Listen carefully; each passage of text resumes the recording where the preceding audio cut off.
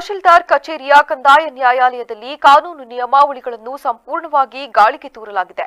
ತಹಶೀಲ್ದಾರ್ ಅವರು ವಕೀಲರೊಂದಿಗೆ ಉದ್ದಟತನ ಹಾಗೂ ದರ್ಪದಿಂದ ವರ್ತಿಸಿದ್ದಾರೆಂದು ಗಂಭೀರ ಆರೋಪಿಸಿರುವ ಅರಕಲಗೂಡು ವಕೀಲರ ಸಂಘ ತಹಶೀಲ್ದಾರ್ ವಿರುದ್ಧ ತೀವ್ರ ಆಕ್ರೋಶ ವ್ಯಕ್ತಪಡಿಸಿದೆ.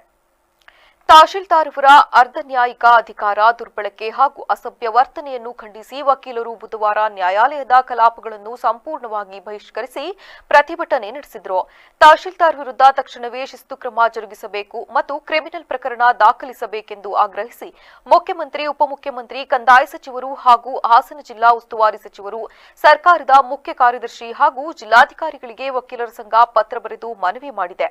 ಏಕಪಕ್ಷೀಯ ನಡವಳಿಕೆಯನ್ನು ಪ್ರಶ್ನಿಸಿ ಕಡತ ಹಾಗೂ ದಾಖಲೆಗಳ ಆಧಾರದ ಮೇಲೆ ನಿಯಮಾನುಸಾರ ವಿಚಾರಣೆ ನಡೆಸಿ ಆದೇಶಿಸಬೇಕೆಂದು ವಿನಂತಿಸಿದ ವಕೀಲರೊಂದಿಗೆ ತಹಶೀಲ್ದಾರ್ ಅತ್ಯಂತ ಉದ್ದಟತನದಿಂದ ವರ್ತಿಸಿದ್ದಾರೆಂದು ಆರೋಪಿಸಲಾಗಿದೆ.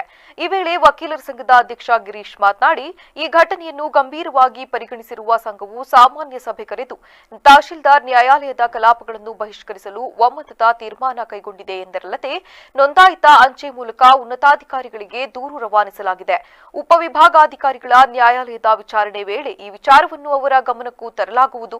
ತಹಶೀಲ್ದಾರ್ ಅವರು ತಮ್ಮ ಅನುಚಿತ ವರ್ತನೆಗೆ ವಕೀಲರ ಮುಂದೆ ಸೂಕ್ತ ವಿವರಣೆ ನೀಡಿ ಕ್ಷಮೆಯಾಚಿಸದಿದ್ರೆ ಹಾಗೂ ಕಂದಾಯ ಇಲಾಖೆಯ ಮೇಲಾಧಿಕಾರಿಗಳು ಸೂಕ್ತ ಶಿಸ್ತು ಕ್ರಮ ಜರುಗಿಸದಿದ್ರೆ ಉಪವಿಭಾಗಾಧಿಕಾರಿಗಳ ನ್ಯಾಯಾಲಯದ ಕಲಾಪಗಳನ್ನು ಬಹಿಷ್ಕರಿಸಿ ಹೋರಾಟವನ್ನು ಮತ್ತಷ್ಟು ತೀವ್ರಗೊಳಿಸುವುದಾಗಿ ಎಚ್ಚರಿಕೆ ನೀಡಿದ್ದಾರೆ.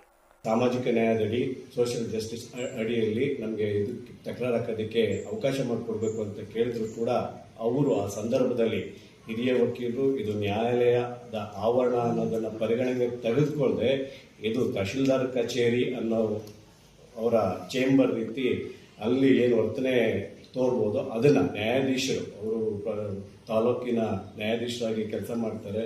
ಆದರೆ ಅವರು ಅಲ್ಲಿ ಕಚೇರಿಯಲ್ಲಿ ಇರ್ತಕ್ಕಂಥ ರೀತಿಯಲ್ಲಿ ವರ್ತನೆಯನ್ನು ಮಾಡಿರ್ತಕ್ಕಂಥದ್ದು ಇದು ವಕೀಲರ ಒಂದು ಗೌರವಕ್ಕೆ ಚ್ಯುತಿಯನ್ನು ತಂದಿರ್ತಕ್ಕಂಥದ್ದು. ಈ ತಹಶೀಲ್ದಾರ್ ಹಿಂಗ್ ಆಡ್ತಾರೆ ಅಂತ ಬ್ಯಾಕ್ಡ್ರಾಪ್ ತಗೊಂಡೋದಾಗ ಆ ತಹಶೀಲ್ದಾರ್ ನಮ್ಮ ತಾಲೂಕಿಗೆ ಬಂದಿರ್ತಕ್ಕಂಥ ಪನಿಷ್ಮೆಂಟ್ ಟ್ರಾನ್ಸ್ಫರ್ ಅಂತ ಗೊತ್ತಾಯ್ತು ನನ್ಗೆ ಅಲ್ಲಿವರೆಗೂ ಗೊತ್ತಿಲ್ಲ. ಈಗ ನಾನು ಒಳ್ಳೆ ಸಚ್ಚಾರಿತ್ರೆ ಇರ್ತಕ್ಕಂಥದ್ರಲ್ಲಿ ನಮ್ಗೆ ಇರ್ತಕ್ಕಂಥದ್ದು ಆ ಸಂಬಂಧಪಟ್ಟಂತ ನಮ್ಮ ಹತ್ರ ದಾಖಲೆಗಳು ಇರ್ತಕ್ಕಂಥದ್ದು ಇಲ್ಲಿದೆ.